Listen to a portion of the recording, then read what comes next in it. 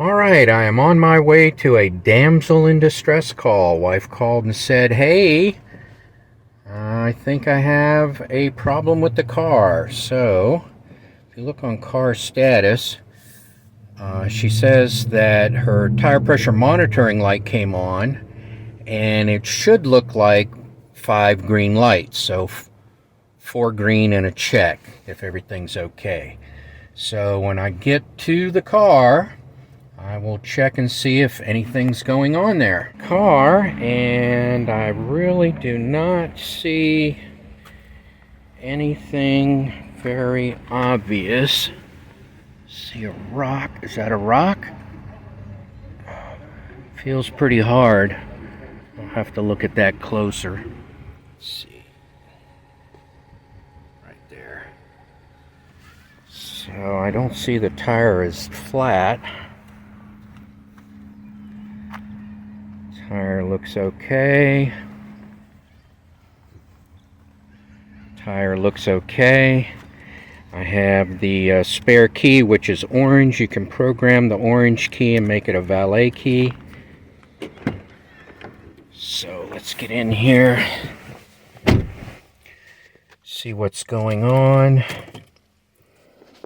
And I apologize, I am using my phone because I forgot to bring my camera with me.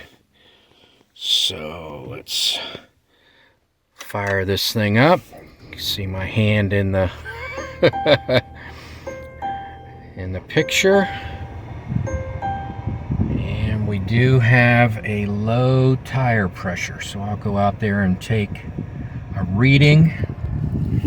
Let's see what car status says. Car status says the right rear is flashing, so that might have been it. I might have saw that, but if that is correct, then it's in a good location. It's repairable. So I apologize. I have my phone. So what that means is a lot is not going to be recorded. So what I'm going to do is I'm going to jack up the car, pull the wheel, inspect it, and maybe take it to the shop. Alright, so I'm stopping for now. I have all my spare tire stuff here. I got the pump, got the jack, got the sockets, got the ratchet, got the Volvo stuff. You need that. Alright, let's get to it. Alright, I'm looking for 36 PSI. Let's see what it's got. Alright, we'll take the cap off. My fancy little Volvo cap. We'll put this guy on. And we will power up.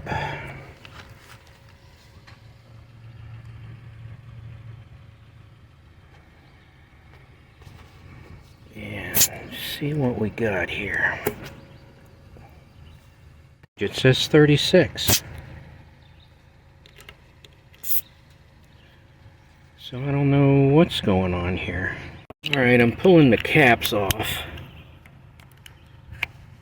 And I'll take the tire off and see what's going on. Fortunately, the car needs to be running for the parking brake to be off, so I'm just going to take the wheel off and examine it. I have my wheel holders in place so I can take it off because it's a Volvo, not a Chevy. This is it. And I may be holding the phone upside. God, is that like an anti-tank missile or something? It's definitely in there, but what's really weird is that it has 36 PSI in it. Alright, well, I'll put on the spare and take this to the tire shop and have it repaired. Oh, let me assure you, it's never fun to drive around with one of these things. Alright, we are back at home base and I'm getting ready to mount the high performance tire back onto the vehicle. It's a 2023 Volvo S90 B6 Ultimate with 5,400 miles on it. And The tire costs $327, $50 to mount it, and some other miscellaneous costs. A grand total of $408.76. Man, that was a very expensive bolt. So anyway, as I mount this, I'll tell you the story of what happened and why I had to purchase a new tire and why the video is titled as such. So here's what's going on.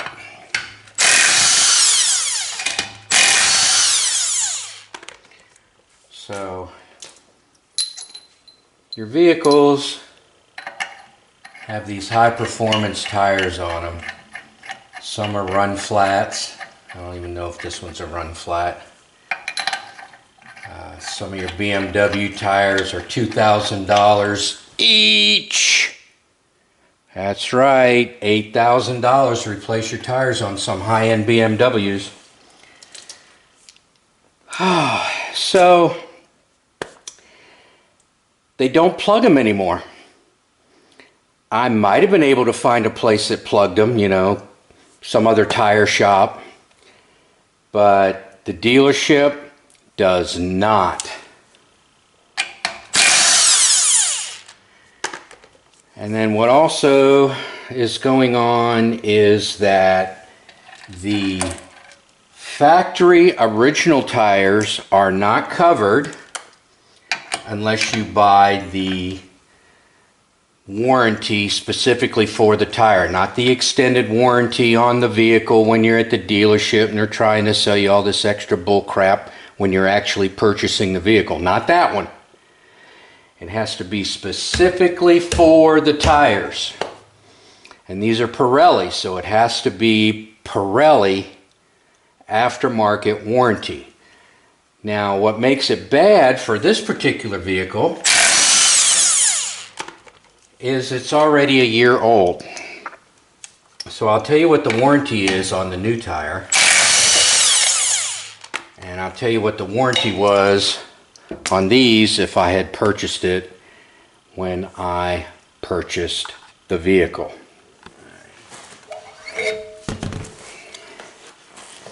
Let me get this put back and I'll turn the camera back. Alright, before you put away your spare tire, make sure the 60 pounds are in it. I was driving around with a little over 40. Kind of let some air out accidentally, but let's say it had 40 in it, should have had 60. You know, you need to check these often. I forget, you know, I'll check the 4 on the outside and forget about the spare because usually it's difficult to get to. But anyway, so we'll pump this guy up. Let's see, my little lock on here needs to be set all the way on here, and then we will put 60 in here. Alright, fun stuff. And 60 it is.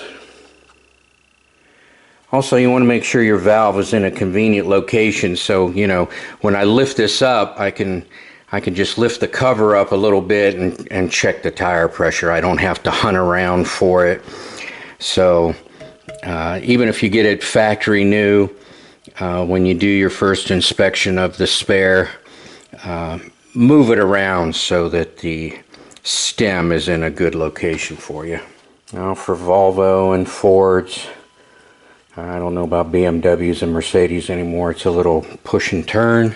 A little push, turn. Put the cap on. Make sure it tightens down. Not too tight because you might have to take it back off. Make sure it's on there, that the insert didn't twist so it could come back out. Alright, put our covers back in. Be sure and keep your little pull tab out so you can reach it. So be sure to put your lug bolt cap puller away before you put the cover on. I have spares. I don't have to use the one that came with the car. Oops. Then I actually have a Volvo mat. Usually I do WeatherTech, but I've got a Volvo mat for this one car. Alright, back to mounting this original tire. Now, I will clean this tire up later. It was dirty before I gave it to them, and now, you know, I had all the soap and everything all over it. So I'll have to wash this up. Alright, let me mount this guy. So I like to say lawyers and doctors, stay away from them. You know, lawyers run the show. But anyway, that's what I like to say. But, you know, these car companies are just not going to risk the liability of repairing the tire and then you coming back and suing them if it blows out and they blame your repair for the blowout. So they're going to sell you a new tire, especially if it's a Z speed. I mean, this is a H speed. You know, what's that, 130, 135, somewhere around there. Like I said, I don't know if it's a run flat, but it's definitely a high performance.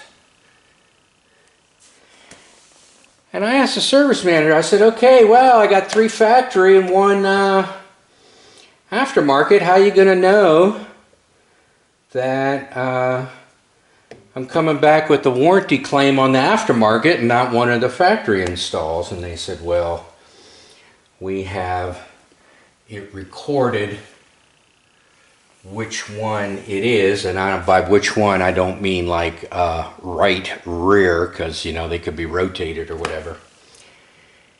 And so in addition to the manufacturing date, looks like we have plenty of ways of identifying this unique tire. So it's not like you can go back in 11 months, 30 days and make a claim and get a new tire. Although if this tire does fail within a year, they will replace the entire tire for free if I pick up another nail or bolt. And the second year it's prorated. And you still have to pay all the mounting and everything, you know. It's just for the tire, which I went over before in another video where I had a tire from Tire Rack. I wanted to file a claim on it. And I had to take it to a very specific shop because a lot of shops would not cover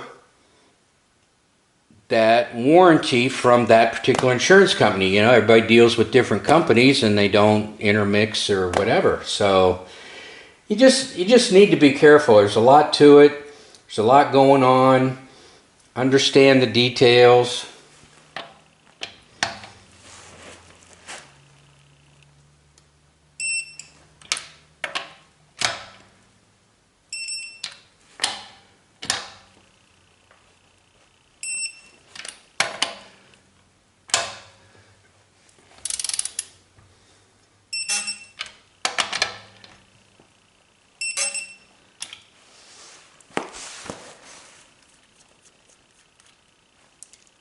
Put my Volvo cap back on.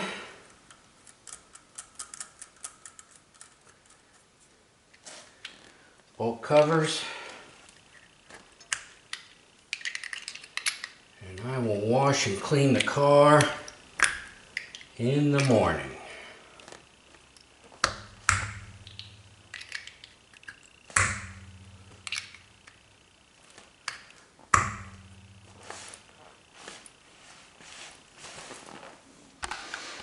.36 psi. Always check.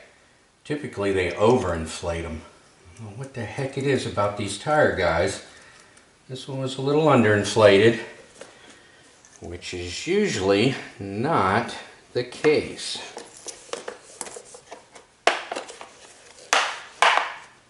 Just be careful out there. So thank you for watching my video. I hope you learned something from it, and have a great day.